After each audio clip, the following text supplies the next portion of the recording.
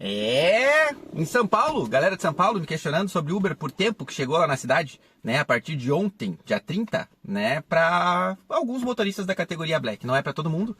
Ainda continua em testes, por mais que esse teste já tenha sido feito aí, iniciado há mais ou menos 5 meses atrás, né, em dezembro na cidade de Campinas, tá? E nesse teste que foi feito em dezembro na cidade de Campinas, inclusive eu fiz um vídeo, aqui fiz 2 vídeos na época sobre isso, mas aqui vou deixar um videozinho, é desse lado aqui, né, eu acho que é desse lado. Vou deixar um videozinho aqui para vocês darem uma olhada como é que foi esse teste. Mas, na verdade, o que é Uber por tempo? Só vale para a categoria Black nesse momento. Somente para alguns motoristas selecionados. É para empresas, tá? Contas corporativas junto com a Uber. E é isso que vocês têm que saber, né? O que é na prática? Na prática, eles estão pegando o serviço de alguém, como eles já fizeram desde sempre, quando eles chegaram e chegam em tudo que é lugar. Eles pegam o trampo que alguém está fazendo, tá? Em Campinas, quando a gente recebeu o exemplo, né? O motorista que fez uma corrida de teste e me mandou na época, a empresa era uma empresa de laboratório, né? E parece que o Uber por tempo foi criado inicialmente para esta empresa específica, tá? Então o que as pessoas faziam? Iam coletadoras, né? Até a casa dos pacientes, pelo que eu entendi, fazer coletas, né? E aí tinha algumas paradas, eles saíam como um roteiro para fazer. E aí o que acontece? Como tinha várias paradas que poderia ser feito, tá? A Uber colocou o limite de ali até 10 paradas. Com certeza as pessoas não saem para fazer essa quantidade de 10 paradas, não naquele momento, tá? Porque, né, vai fazer coleta, tem um tempo específico para trazer de volta e levar o material para análise. Então, 10 coletas seria muita coisa, mas botou um limite ali para a pessoa conseguir fazer o que tiver que ser feito, vamos dizer assim, para a empresa, né? E tem um valor fechado, né, agendado, e o motorista vai decidir se vai fazer ou não. E o valor é por tempo, porque tem a espera. Então, no exemplo que ele fez, a corrida na época, né, era uma corrida que de 3 horas, foi reservado 3 horas pelo passageiro, olha só, pelo passageiro, né, pela empresa, 3 horas, o limite de km era 45 km, está escrito 45 por hora, mas deu para entender no final que era 45 km por 3 horas, era o que ia rodar, era o que foi selecionado e foi separado para ele fazer. E o aplicativo tinha oferecido 266,98 para o motorista, tá? Aí depois que ele finalizou a corrida, tal, tudo certo, ele foi olhar os detalhes da corrida, tudo, né? E claro que não tem o destino exatamente, tá? Tem ali, né, onde tu vai pegar o passageiro, né, 3 horas e onde vai finalizar mais ou menos ali, Campinas Centro, tava dizendo, tá? E depois, quando ele finalizou a corrida, que ele foi ver direitinho, né?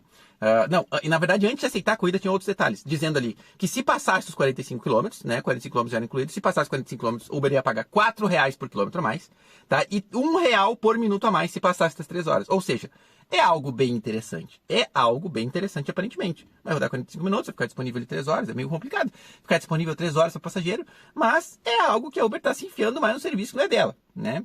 E esse serviço era feito por uma cooperativa de táxi, que possivelmente essa empresa gastava mais ou teve problemas com o táxi no meio do período, né? E que em algum momento, né, alguém teve a brilhante ideia de entrar em contato com a Uber, ou a Uber ficou sabendo por alguém desse serviço e foi lá se enfiar para tentar catar para ela esse trampo, tá? O valor que os passageiros que foi pago pela corrida foi R$303 na época, R$303, tá? E o motorista que era para receber no início R$266,98, ou seja, R$266,97, ele recebeu no fim das contas R$242, tá? Foram 20 e poucos reais a menos do que foi prometido, mesmo rodando a menos, porque a promessa é essa. Tu vai fazer a viagem e vai receber o valor que estão te oferecendo por até aquele tempo ali. Independente se a pessoa rodar menos e o tempo for menor, tu vai ganhar aquele valor ali, né? Mas já na fase de teste, o motorista já ganhou menos. Já foi enganado naquela situação, tá? Então, tipo, já tirou um pouquinho. E o valor que a Uber que foi pago pelo Uber foi 300. Menos 60 praticamente, ficou em torno de 10% ali, né? Menos, um pouquinho mais. Em torno de 20% do valor total a Uber ficou. Tá? R$60 ali, de 300, 242 sobre o motorista, foi mais ou menos isso. R$60,74. Ou seja, não é um trampo em que a Uber tirou muita grana, nessa situação de exemplo aqui. Agora, imagino eu que eles devam ter consertado, no passar desses 5 meses, devam ter consertado todos os micro defeitos e os defeitos que aconteceram nessa categoria, e até definido o valor, quem sabe menor para o motorista ganhar. Não, acho que decidimos que se é um valor muito alto o motorista ganhar isso aqui. Tá? Que daria uma média de R$70 a hora, mais ou menos, tá? Definimos que é muito, pouquinho mais até. Definimos que é muito alto esse valor aqui, dá para pagar um pouquinho menos. Então, já deve ter dado todos os ajustes e o motorista vai acabar ficando mais no prejuízo do que parecia no início, com certeza, né?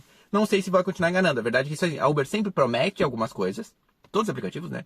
E depois, vai passando o tempo, ela vai ajustando para ficar bom para ela e ruim para o motorista. Então, é mais uma categoria que tem essa chance. Eu vi no vídeo do bonecão de Olinda, né, que ele está fazendo ligação com essa categoria Uber por tempo, junto com o Congresso Nacional e PL12. Tá? Eu não consegui entender bem essa conexão, mas a gente sabe que O que depende da Uber é capaz de estar tudo interligado realmente, né? E no fim das contas, ter alguma má ideia com isso, botar tudo no pacote, que em algumas categorias, né, o motorista ganha bem por tempo e tal, mas a gente sabe que não é a categoria real, não é a maioria, né? É só para o Black, é só para alguns motoristas, entendeu? O que eu imagino agora? A Uber chegando em São Paulo mesmo, capital, né, vai abrir esse leque para outras empresas, né?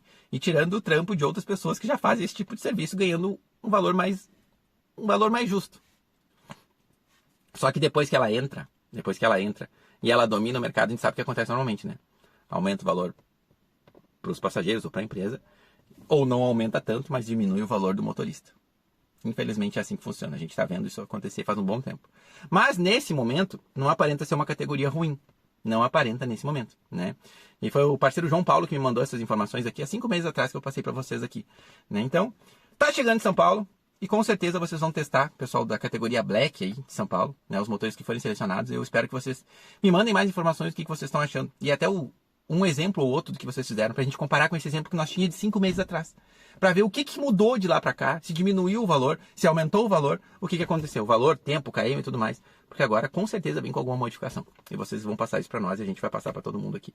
Tá bom? Nunca esqueçam, Uber não dá, ponto, sem nó. Nunca dá, ponto, sem nó. Alguém vai se ferrar nessa história. Alguém está se ferrando já nessa história, quem já fazia esse trampo para essas empresas, tá? Provavelmente quem já fazia, o primeiro está se ferrando. E depois, né, depois ela tira tudo que pode do motorista como de costume. Infelizmente. Um abraço para vocês, fiquem com Deus, se inscrevam no canal, ativem a bosta do tempo. Bosta do tempo, bosta do sino, né? Então, Uber seu tempo para tu trabalhar por tempo.